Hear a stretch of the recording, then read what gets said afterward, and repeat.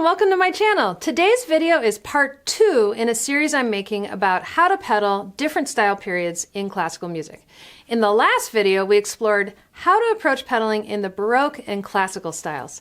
Today, we're going to move into the Romantic and Impressionist styles. Now, if you missed part 1, that's totally fine. You haven't missed anything. You can go back and watch that after you watch this video. You don't have to watch them in order. I want to start by talking about how to pedal music written in the Romantic style by composers like Chopin, Brahms, Schumann, Liszt, and others. For music from the classical era, I like to talk about pedaling melodically rather than harmonically in order to have a clean, clear melody. What I mean by that is change your pedal frequently, listening to the melodic line and trying not to blur notes together. However, for music from the Romantic era, the opposite is true. Listen to the harmonies and let them help determine your pedaling. Pedal harmonically, not melodically, in the Romantic style. I'm going to show you from this Chopin Waltz in B minor, Opus Posthumous 69 number 2. We have a left hand accompaniment, and the bass is here, and we want that to carry through the whole bar. We don't want it to just be that kind of thing. We want it to all the chord to be heard at the same time. This is why we want to pedal harmonically.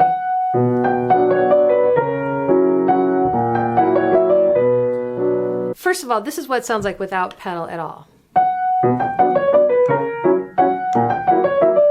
That sounds a little bit more akin to Baroque style pedaling. However, the compositional style is not at all Baroque style because Baroque doesn't have that kind of waltzy feeling to it. But notice that when I pedal one bar at a time, this all blurs. And you might find that if you're practicing something slowly and you use full bar pedals, that you don't like the way it sounds. Like, I don't like the way this sounds. Oops, sorry. I don't like the way this sounds all blurred. And then to change that, and I don't like all those blurred. But the thing is, this goes faster, and so the ear doesn't linger and hang on to all of those dissonances. And overall, we hear these harmonies passing in bar-like units. So we hear this, and then we hear this, all as one. And then this one,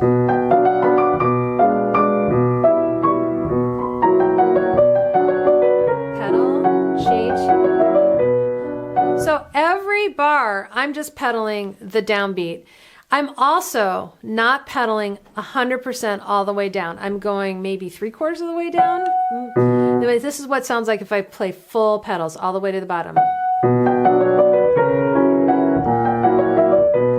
First of all, I get a little bit of the thumping noise that we don't want when pedaling. In order to pedal harmonically and not melodically, you need to understand what the harmonies are and to listen for how the harmonies change.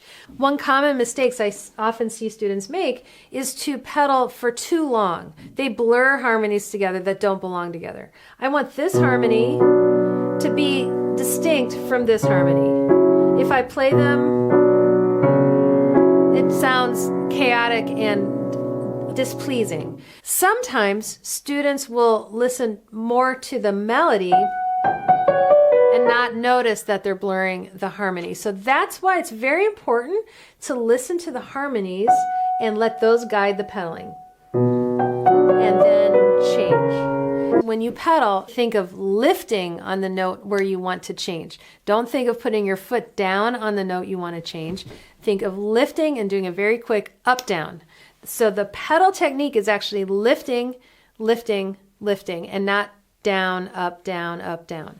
Because we're holding the pedal for full bars and for full harmonies, it's important that you listen carefully to the balance. We want to make sure that these upper chords, in this case, are not too loud. Because if I go,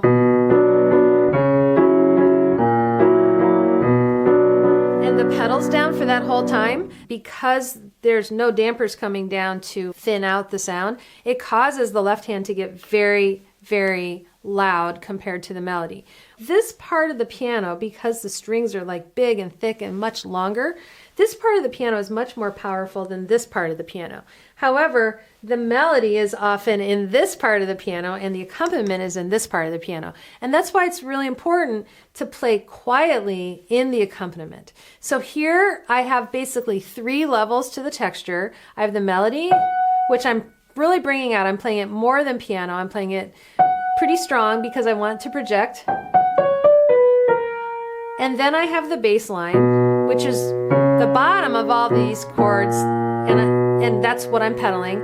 And then these upper chords are just part of the harmony that I've already started on the downbeat. And then I gotta play those really quiet so it doesn't overwhelm the right hand. This is what it sounds like if I play the left hand too loud on these upper chords.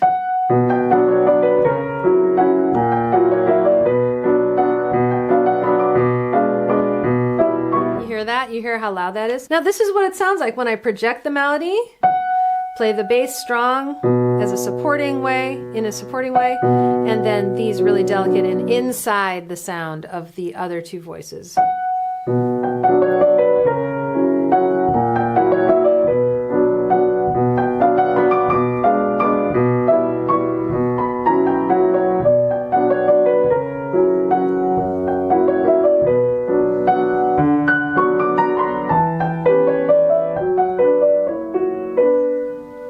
So here are some key takeaways to keep in mind when pedaling Romantic era music on the piano. Number 1, pedal harmonically, changing when the chords do. Number 2, sustain harmonies by listening for the bass and making sure you catch that in the pedal. Number 3, lift your foot to change the pedal as opposed to thinking about putting your foot down on the harmony you want to change the pedal on, because that will cause blurred harmonies. Number 4, balance your melody, your bass, and accompaniment, thinking in different layers of the texture.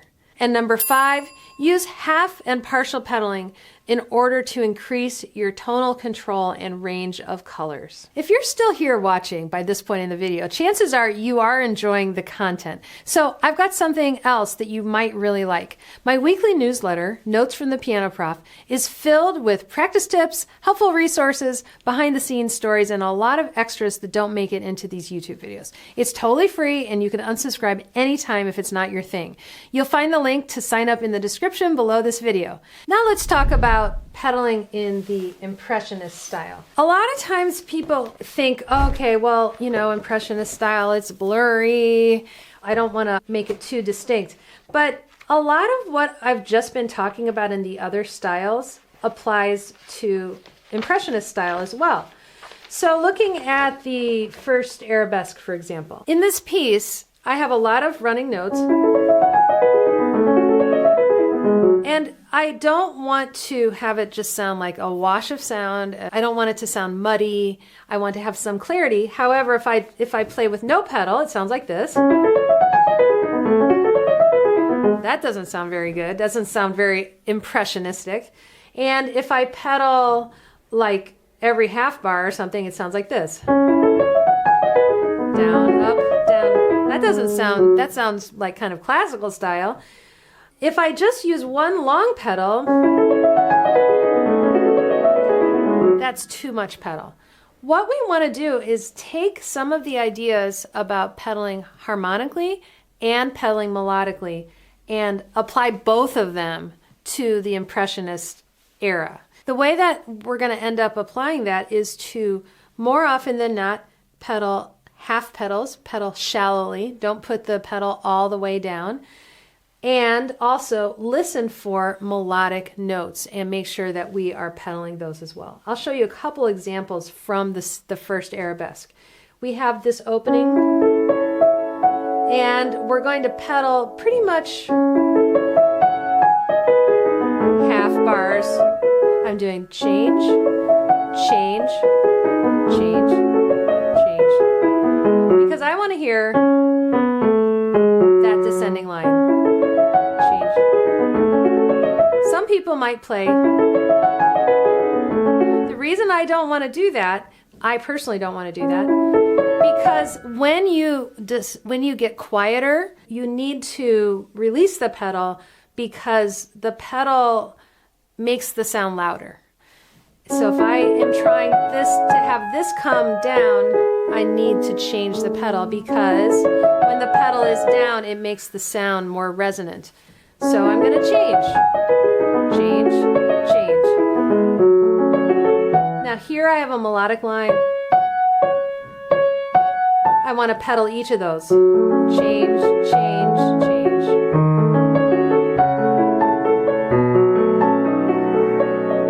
So I'm getting the melodic pedaling and the harmonic pedaling. However, I'm pedaling very, very shallowly. Actually, I'm pedaling half bars.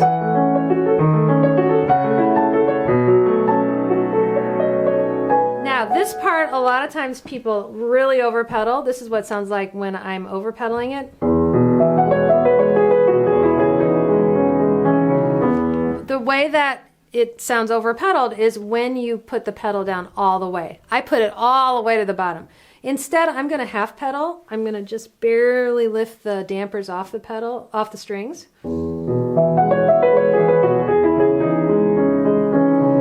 So I'm getting some blurry without getting all of the full resonance of the piano. Another thing you're going to want to do when you play in the Impressionist style is to change the pedal kind of frequently and kind of flutter it.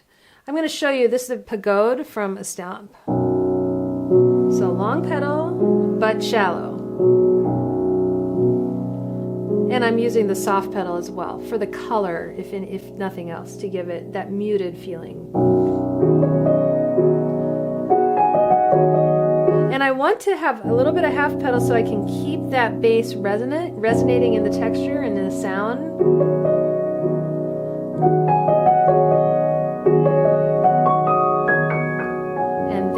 Change here. So I used one long pedal for like 2 whole bars, but it was very shallow. And then when I have a melody here, because the pedal is so resonant in the sound, I want to really bring that out. I got to really bring that out of the texture.